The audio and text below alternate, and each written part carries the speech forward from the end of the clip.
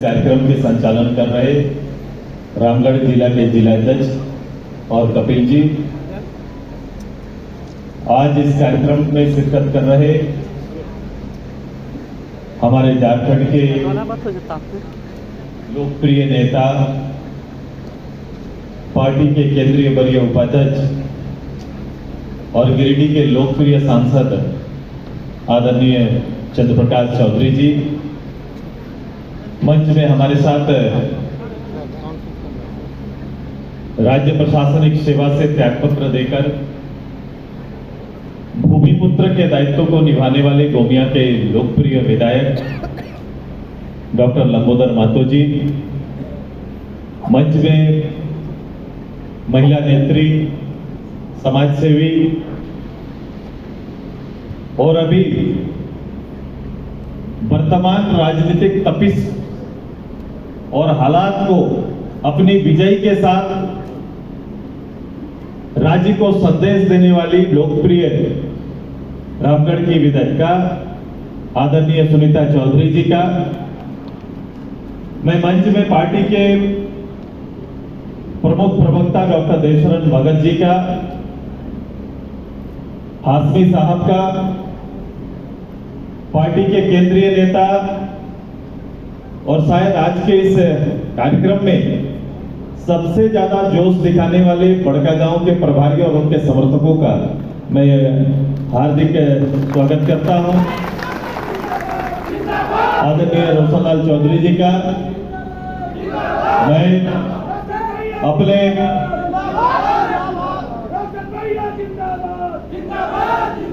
मैं अपने संघर्षशील नेता और एक साधारण परिचय से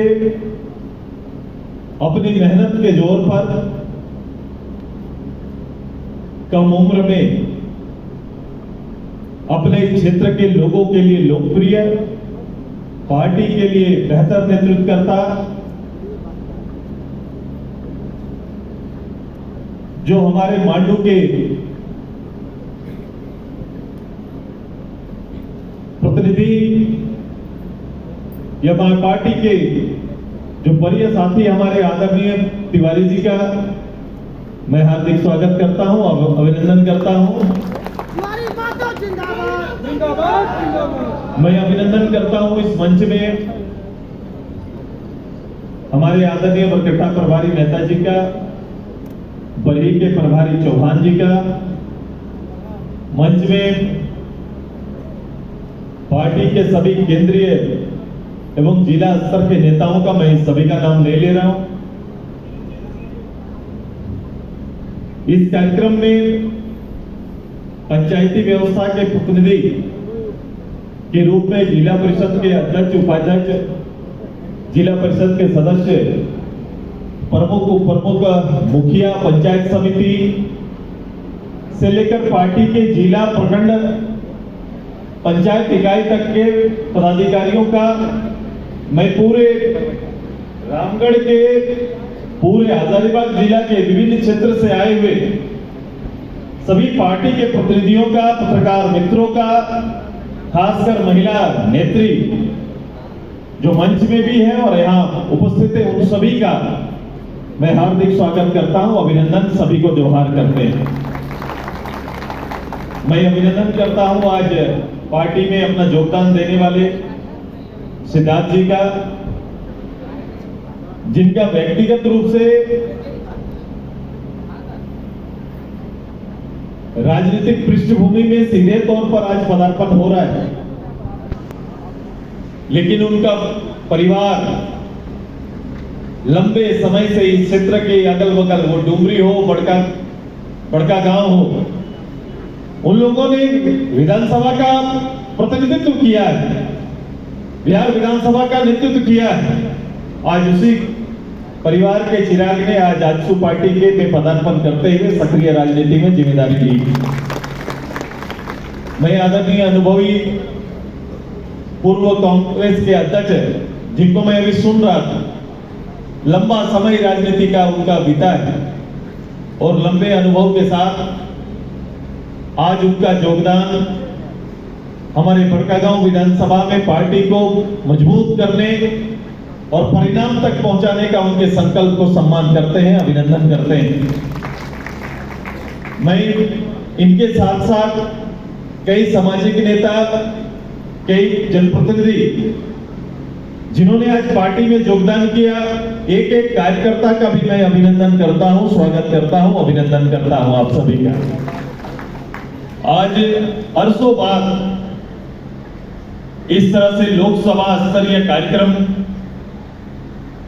हजारीबाग में होना, संयुक्त रूप से पूरे लोकसभा के सभी पदाधिकारियों का संबोधन का, सभी प्रखंड अध्यक्षों को अपने विचार रखने का एक समागम, आने वाले समय की चुनौतियों का, पार्टी के कार्यक्रमों को आगे बढ़ाने को लेकर है। जब भी इस तरह के कोई कार्यक्रम होते हैं, देवसुंदर कह रहे हैं, शंकाएं चलती है, क्योंकि राजनीतिक वातावरण जैसा रहेगा, लोग के मन में विचार उसी तरह से बनते हैं। तो पूरे देश का राजनीतिक वातावरण लोकसभा चुनाव की ओर जा रहा है, इसलिए लोग कहीं ना कहीं इंगित करके इन बातों का चर्चा करेंगे और करना भी चाहिए। लेकिन मेरा यहां पर आना और पार्टी का कार्यक्रम होना, यह पार्टी का रूटीन कार्यक्रम के हिस्सा है और आने वाले समय पार्टी के पदाधिकारी कार्यकर्ताओं को जवाबदेही के साथ इस राज्य में एक पद में होने का, राजनीतिक विचारधाराओं का नेतृत्व करने का, राजनीतिक रूप से राजनीतिक चिंतन को बड़ा करने का और जनमानस को संगठित करते हुए इस राज्य को उस पद पर अग्रसरित करने का, जिस पद के लिए और जिस दायित्व को पूरा करने का जिम्मेदारी के साथ पार्टी के पदाधिकारी काम करते हैं। ये बातें, ये चर्चाएं कभी भी गैर वैचारिक लोगों के पास आपको नहीं मिलेगा। मैं अपने पार्टी के कार्यकर्ताओं से आग्रह करता हूं कि आपने पार्टी के इस संदेश को तो बड़ा अच्छे रूप से पढ़ा है कि पार्टी को राजनीतिक सक्रियता से उस ऊंचाई तक पहुंचाना है। ये लक्ष्य के प्रति आप जागरूक हैं, ये मुझे पता है। लेकिन हमारा केवल अपने पार्टी और लक्ष्य के प्रति जागरूक रहना कर्तव्य मात्र नहीं है, हमें बहुत सारी जिम्मेदारी है हमारी। लोग आते हैं, विधायक बनते हैं, पार्लियामेंट मेंबर बनते हैं, मंत्री बनते हैं, सरकारें बनती है, मुख्यमंत्री बनते हैं। ये सारी गतिविधि आपके सामने चल रहा है, झारखंड के आम लोगों के सामने चल रहा है। ये सरकार फिर से कोई आ जाएगी, कोई एमएलए एमपी बन जाएंगे, ये कोई नई बात नहीं होगी। लोग 20-22 साल से इन चीजों को देख रहे हैं, लेकिन राजनीतिक दायित्व तो ये कहता है कि मुख्यमंत्री का होना इस प्रदेश में पर्याप्त नहीं है। इस प्रदेश में मुख्यमंत्री के दायित्व का बोध होना ज्यादा पर्याप्त होगा कि मुख्यमंत्री को अपने दायित्व का बोध होना चाहिए। मंत्री का होना पर्याप्त नहीं है, मंत्री को दायित्व का बोध होना ज्यादा जरूरी है कि अगर मंत्री है तो उनका दायित्व क्या है। उसी तरह से हमारा असेंबली मेंबर और पार्लियामेंट का भी ये दायित्व है। जब ये दायित्व के प्रति आगाह नहीं रहते हैं, सचेत नहीं रहते हैं या उनको नहीं निभाते हैं, तो निश्चित रूप से ऐसे ही गांव में बैठकर निराशा छाती है और लोग विकल्प की तलाश करते हैं। केवल मात्र विकल्प में चला जाना इस राज्य का भविष्य नहीं है।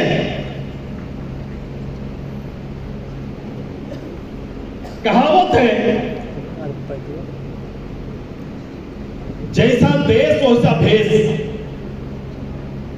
ये दोनों हो सकता है, ये दो तरफ से बदल सकता है। एक लोगों अपना आचरण, अपने देश का स्वभाव को बदलना पड़ेगा, या फिर नेतृत्व को अपने लीडरशिप से देश को अपने स्वभाव में लाना पड़ेगा। ये दो परिवर्तन हो सकता है, दो चेंज ला सकता है। ये बदलाव का दो सूत्र है। ये तो लोगों के बीच में जाओ, लोगों के बीच में लोगों को तैयार करो, लोगों का जनमत को सही रूप से, सही जगह पर, सही सांचे पर ले जाने की तैयारी करो, या फिर अपने बीच से ऐसा लीडरशिप पैदा करो जो पूरे प्रदेश को बेहतर दिशा दे सकता है। ये दायित्व है हमारा, ये दायित्व, ये कर्तव्य है। राजनीतिक कर्तव्य ये नहीं कहता कि मैं केवल एक प्रतिनिधि के पीछे कितना जिंदाबाद कर सकता हूं। मेरा चिंता बिल्कुल इस राज्य के सभी विषयों पर केंद्रित है। मैं अपनी जवाबदेही जानता हूं। लोग ए न के न किसी तरह से जगह और शीर्ष पर आप जा सकते हैं, लेकिन इस राज्य के लिए लंबे समय तक विचारों को और डेवलपमेंट को स्थापित आप नहीं कर सकते। अगर ऐसा होता, ऐसे मन के लोग होते, ऐसा नेतृत्व होता, तो झारखंड का वर्तमान समय में बैठकर ऐसी हालत नहीं। बताओ, जिस प्रदेश के अंदर में 17 विभाग का मंत्रालय खुद मुख्यमंत्री देखता है। मैंने एक बार कहा था कि विधायक, सांसद, मंत्री, मुख्यमंत्री, विधायक आएंगे, सांसद आएंगे, लेकिन एक जिम्मेदारी सरकार चलाने का मंत्री, मुख्यमंत्री जैसा पद प्रयोग के लिए और सीखने के लिए नहीं होता है। सीखने के लिए होता है कि ये अगर ऐसे पदों को सीखने के लिए आप छोड़ देंगे तो फिर अपने भविष्य के लिए खुद जिम्मेदार होने के लिए तैयार हो जाएंगे। इस प्रदेश में ऐसे ही हालात है। इस प्रदेश का हालात का सबसे बड़ा कारण है कि हम लोगों ने सत्ता के शीर्ष में और दायित्व का नेतृत्व करने वाले लोगों को उनके हुनर के आधार पर नहीं बैठाया है, और हमारा चयन भी उस आधार पर होता नहीं। किसका पुत्र है तो स्वाभाविक रूप से उसका चयन हो जाता है। ये लोकतांत्रिक भाव का केंद्र नहीं है। ये भारत के लोकतंत्र को कमजोर करता है। हाँ, हुनरवान है, उनमें क्षमता है, उनमें लोगों की भावनाओं को केंद्रित करते हुए नेतृत्व देने का, अपने राज्य के लिए, देश के लिए सोचने की ताकत अगर उसमें है तो स्वाभाविक रूप से पब्लिक उनको गद्दी पर लाएगी। लेकिन ऐसा नहीं है तो किसी के नाम पर कोई व्यक्ति जाकर अगर प्रयोग राज्य के अंदर करता रहेगा तो ये राज्य का भविष्य किधर जा रहा है, इसका जिम्मेदारी हम सबको स्वतः झारखंड की जनता को लेना है। अब इन आचरणों के लिए कांग्रेस पार्टी कहीं संघर्ष करते हुए नहीं दिखेगी। इन आचरण के लिए झारखंड मुक्ति मोर्चा काम करते हुए नहीं दिखेगा। इस झारखंड में केवल आजसू पार्टी के हाथ में यह दायित्व है कि इसके लिए आपको काम करना पड़ेगा। इसके लिए आपको काम और मेहनत करना पड़ेगा। मैं जानता हूं कहां जाना है, हम कहां जाना चाहते हैं, आपकी भावनाओं का हम सम्मान करते हैं, लेकिन भावनाएं ऐसी नहीं होनी चाहिए। भावनाओं के लिए जिस दिन गवर्नमेंट बने, जिस दिन सरकार आए, जिस दिन आपका नेतृत्व आए, उस दिन झारखंड के एक एक गरीब गुरुआ के मन में खुशी होनी चाहिए, बोध होना चाहिए कि मेरी सरकार है, मेरा नेतृत्व काम कर रहा है। ये वातावरण बनाने की जरूरत। ये एक आंदोलन है, ये काम है राजनीति में। राजनीति में हमारा दायित्व तो ये नहीं है कि सामने वाला खराब है इसलिए हम अच्छे हैं। यही चला है आज देश में, यही चलता है कि सामने वाला खराब है इसलिए स्वतः चुनाव के समय आप अच्छे हो जाते हैं, और लोग इंतजार करता है, ठीक है इसको जितना गिरना है गिरने दो।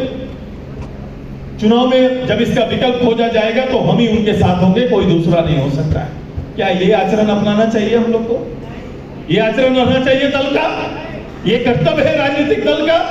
ये कर्तव्य नहीं है, बल्कि उसके आचरण के खिलाफ में पब्लिक के बीच में खड़ा होकर अपने राज्य की संपत्ति का दोहन के खिलाफ में खड़ा होना पड़ेगा। यह दायित्व हमारा है कि आज के समय में जो हालात हैं वो हालात सरकार ने बनाए हैं। कभी हम लोग बोलते हैं कि अपराधी होते हैं, अपराधी होता है तो कानून भी है, लेकिन जिस दिन कानून चलाने वाले अपराधी बन जाएंगे तो उसको कौन बचाएगा? कौन बचाएगा? बोलो, जिसको रक्षक ही भक्षक बन जाए तो उसका क्या होगा? आज राज्य की हालत ऐसे है कि एक छोटा सा कर्मचारी से लेकर बड़े पदों में बैठने वाला व्यक्ति अपने राजनीतिक शर्तों का, दायित्व का पालन नहीं कर रहा, बल्कि एक भक्षक अपराधी वाला चरित्र अपनाकर काम कर रहा है। यही दायित्व निभा रहा है, यही राजधर्म चल रहा है, यही राजधर्म चल रहा है। बड़ी किताबों को पढ़कर संकल्प लेकर आने वाले लोग जो लोगों की सेवा का दायित्व ले हैं, सरकारी पदाधिकारी का आचरण भी सरकार ने बदल कर रख दिया। जिनको सुरक्षा देना चाहिए वो दरोगा पब्लिक की निगरानी नहीं, कोयला गाड़ी की निगरानी करने में अपना समय बिता रहा है। यही सत्य है, कटु सत्य है। जिसका काम वहां के अपराध को नियंत्रण करना, अपराध की फाइल पड़ी हुई है भाई साहब। गृह मंत्री के रूप में मुख्यमंत्री जब समीक्षा करते हैं तो किसी दिन मुख्यमंत्री खड़ा होकर इस राज्य के बंद फाइलों में लाखों फाइल में छोटे छोटे केस मुकदमे का एक एक थाना में जाके देखो 100, 200, हजार फाइल पड़ा हुआ है। अनुसंधान ही नहीं होता है, काम ही नहीं होता है, डायरी नहीं भेजा जाता है समय पर। एक भी सोशल पुलिसिंग का जो काम होना चाहिए, जो पुलिस का दायित्व है, पुलिस का दायित्व केवल 3 सितारा, 4 सितारा, 2 सितारा लेकर खड़ा नहीं होना, सड़क पर खड़ा होके डंडा दिखा के अपने होने का एहसास कराना पुलिसिंग नहीं होता है, बल्कि वही पुलिसिंग होता है जो सोशल जस्टिस कर सकता है, सामाजिक न्याय कर सकता है और गरीब लोगों को न्याय दिला सकता है, वही व्यक्ति पुलिसिंग कर सकता है। ये हालत विकास के कार्यों में भी है। विकास के कार्यों का हाल तो देखो, यहां पर मनरेगा योजना का हाल तो देखो। सरकार के पास यूं तो कोई योजना है नहीं, सारे लोग बैठकर मनरेगा की भारत राज्य सरकार के संयुक्त योजनाओं का हिसाब किताब करते रहते हैं। आवास के नाम पर प्रधानमंत्री आवास जो आया है उसका वजन तोलते रहते हैं कि एक आवास कितना में बिकेगा और बोली कौन कितना लगा सकता है। यही चर्चा चलता है और यही काम चलता है प्रखंड में। मुख्यमंत्री जी अपने दायित्व को बता दे कि बिजली जैसा दायित्व आपको है, बिजली मंत्री आप हैं, किस परिस्थिति से आप गुजर रहे देखिए। राज्य का ट्रांसफार्मर कब बदलेगा पता नहीं, गांव में जला हुआ ट्रांसफार्मर कब बदलेगा कोई पता नहीं। एक जूनियर इंजीनियर को आप पैसा कितना देंगे तो यह तय हो जाएगा कि आपका ट्रांसफार्मर बदलेगा कि नहीं बदलेगा, ये निश्चित तय कर रहा है, जूनियर इंजीनियर तय कर रहा है। गांव वाले चंदा कर रहे हैं, गांव में चंदा उठाता है, गांव के लोग चंदा उठाते हैं, पैसा जुगाड़ करते हैं। क्योंकि जूनियर इंजीनियर को से ऊपर से नीचे पैसा जमा करना है तब ट्रांसफार्मर मिलता है। ये सच्चाई है कि नहीं बता दीजिए, है कि नहीं बोलिए। ट्रांसफार्मर का जो जमा कर पाएगा उसका बदलेगा, नहीं तो नहीं बदलेगा। और जो अगर सुदूर गांव है तो वहां तो आप भूल जाइए, क्योंकि आपको बोलने वाला कोई नहीं है तो वहां नहीं बदलेगा। ये चल रहा है, यहां पर अराजकता की स्थिति है, जितनी चर्चा करो उतना कम है। मुख्यमंत्री जी आज शिक्षा मंत्री भी हैं। अब बताओ पूरे राज्य में 5 लाख से ज्यादा लोग मैट्रिक पास किया।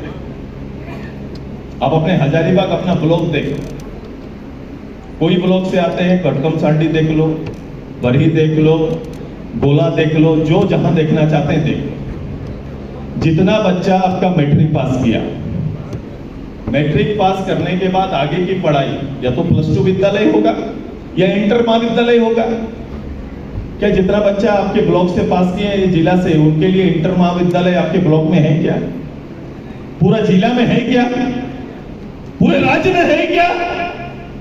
जो पढ़ाई का चेन ही नहीं है कि मैं 1, 2, 3, 4, 5, 6, 10 तक तो मैं पढ़ गया, लेकिन 1 क्लास वाले 5 और 5 से फिर 6 to 8 मिडिल, फिर हाई स्कूल। अब हाई स्कूल जो पास कर गया वो 11, 12 कहां करेगा? शिक्षा मंत्री के रूप में मुख्यमंत्री खड़ा होकर बताते कि आज अगर हमारा गरीब परिवार का मैट्रिक उत्तीर्ण करने वाला बेटा 11 में एडमिशन करना चाहे तो वो कॉलेज और हाई स्कूल का +2 स्कूल का नाम बता दीजिए जहां हम अपने बच्चों को दाखिला कराएंगे। ऐसा है क्या? ऐसा है क्या? कभी सोचे हैं आप? ये चेन ही नहीं है। अगर +2 कर भी लिया, जो +2 पास होंगे, इंटर पास होंगे, उनके लिए उतना डिग्री कॉलेज है हमारे पास? डिग्री कॉलेज है, वो अगर एडमिशन ऊपर लेना चाहे तो उतना डिग्री कॉलेज है क्या मेरे पास? नहीं है। सोचो, जिस प्रदेश ने अपने लोगों को पढ़ाने का चेन ही तैयार नहीं किया कि अगर मैं 1 से 10, 10 से 12, 12 से ग्रेजुएशन, फिर पोस्ट ग्रेजुएशन के लिए पढ़ाई पूरा करना चाहता हूं तो मेरे लिए उतना डिक्लेयर्ड कॉलेज ही नहीं है, घोषित कॉलेज ही नहीं है हमारे यहाँ पर। अब ये नेतृत्व कर रहे हैं मुख्यमंत्री जी और समीक्षा कर रहे थे। मुझे अच्छा लगा 3 साल बाद मुख्यमंत्री समीक्षा कर रहे हैं। गृह विभाग में समीक्षा मैंने बता दिया। गृह विभाग का समीक्षा अपराध के फाइल के ऊपर नहीं, इनके नजर में एक भी दरोगा, एक भी डीएसपी, एक भी एसपी ऐसा नहीं है जिसके ऊपर कार्रवाई किया जा सके। ऐसा कोई अपराध या दोष अभी किया ही नहीं, आप गलत बोल रहे हैं। ऐसा कोई काम ही नहीं किया जिसको कुछ छुआ जाए। अब मैं पढ़ाई वाले में आता हूं। ये शिक्षा मंत्री के रूप में बोल रहे थे कि समय पर साइकिल बांट देना। अब बताओ 3 साल तक साइकिल बंटा है क्या? 3 साल तक साइकिल मिला बच्चों को? बच्चे पास आउट होके निकल भी गए। अब साइकिल क्यों नहीं मिला? मुख्यमंत्री को कल्याण मंत्री जी से पूछना चाहिए। पूछना चाहिए कि नहीं पूछना चाहिए कि कल्याण विभाग से देने वाला शिक्षा विभाग के साथ जुड़ के आप 3 साल तक बच्चे पास आउट हो गए, बच्चों को साइकिल नहीं मिला। ये एक निर्णय के लिए रुका रहा। अब बताओ 11th के लिए बोला मैं पढ़ाऊंगा। सरकारी घोषणा इनका है कि ग्रेजुएट तक का हम पढ़ाई फ्री करेंगे। इसलिए इनके भाषण पर, इनकी बातों पर, मुख्यमंत्री के बातों पर लोगों को एतबार रहा। 11th का एग्जाम जो बच्चा लिखा है अपने घर में पूछो, उनको सरकारी रूप से पुस्तक नहीं मिला और एग्जाम में लिख लिया है। किताब भी नहीं बटा और एग्जाम हो गया है। बच्चा जुगाड़ू बनकर इधर उधर से पढ़ लिया, एग्जाम लिख दिया। मुख्यमंत्री को समीक्षा ये भी करना चाहिए, जिसने किताब उपलब्ध नहीं किया उन पर कार्रवाई करते तो लगता कि कोई शिक्षा मंत्री वहां मॉनिटरिंग कर रहा है या समीक्षा कर रहा है। गैर जवाबदेह सिस्टम पूरा। 5000 डिप्लोमा और डिग्री, उतने कॉलेज है जितने बच्चे निकलते हैं। अब इनकी क्वालिटी, इनकी फैकल्टीज कैसे हैं? कभी मूल्यांकन हुआ क्या? हमारे बच्चे, अधिकतर परिवार के बच्चे यहां से पढ़ने के लिए बाहर चले जाते हैं। उनको अपने राज्य के विद्यालय महाविद्यालय पर भरोसा नहीं। वो 20 बच्चों को लंदन भेज के पेपर में छपा लिए, हम साल में 20 बच्चा पढ़ाएंगे।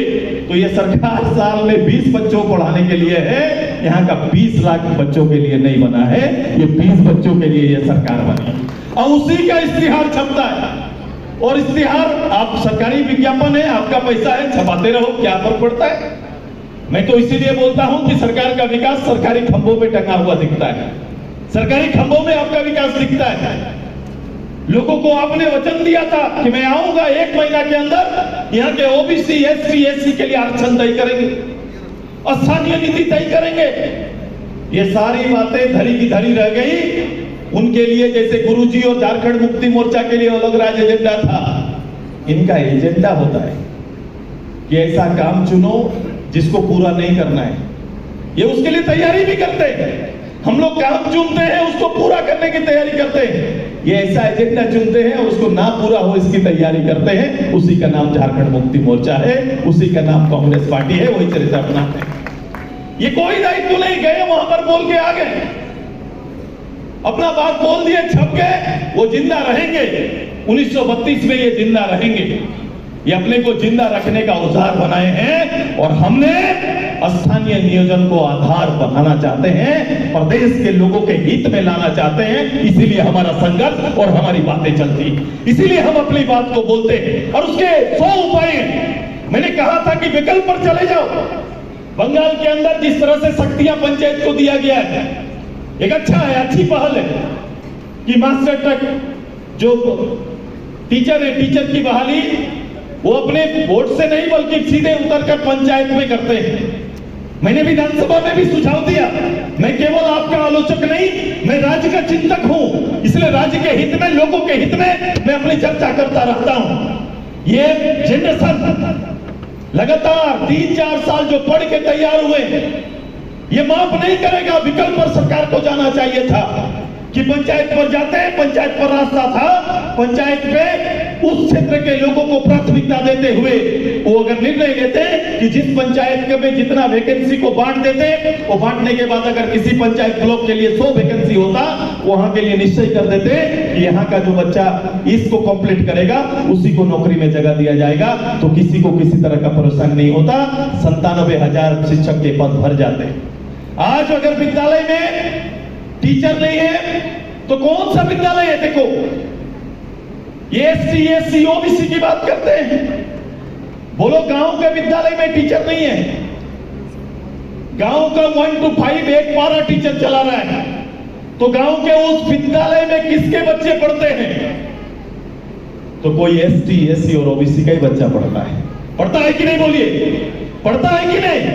तो वो चाहते हैं, देखो इनका, देखो कि कभी भी इस गरीब अवस्था में जीने वाला परिवार का बच्चा आगे ना बढ़े, आगे बढ़े ना, उस बुनियाद को रखने जा रहे हैं। और सबसे ज्यादा धोखा उसी परिवार को, इसी समूह को देने की तैयारी के। टीचर ना देना, भविष्य के साथ खिलवाड़ करना, उनके अच्छी रूप से पढ़ाई ना हो पाना, ये भविष्य के साथ खिलवाड़ करना है। और सरकार ने इसका पूरा जुगाड़ किया है कि नहीं? क्या है कि नहीं? बोलिए, 1 to 10 तक बताओ, आप बोलो। यहाँ किसके 80-90% गरीब के बच्चे पढ़ते हैं? सरकारी विद्यालय में कौन जाता है? गरीब का बच्चा जाएगा। पैसा रहता तो प्राइवेट में चले जाते हैं, सरकारी विद्यालय मजबूरी में जाते हैं कि नहीं? बोलिए, क्योंकि परिवार में वो क्षमता नहीं है कि बच्चों को कहां करें, क्योंकि वो सरकारी विद्यालय में विश्वास नहीं बनाया कि आम बच्चे भी वहां जाके पढ़ाई पढ़े। खिचड़ी स्कूल बना दिया, पास विद्यालय बना दिया, और टीचर ना देके इन समुदाय के साथ अपराध करने का काम सरकार कर रही है। यही दायित्व निभा रही है। मैं अपने पार्टी के वर्कर्स को, इनके सारे चीजों का, जो इन्होंने कहा, मैं नई चीज नहीं कर रहा हूं। ग्रेजुएट, पोस्ट ग्रेजुएट के लिए पैसा देने की बात सरकार ने बोली थी कि नहीं? बोले थे कि नहीं सरकार?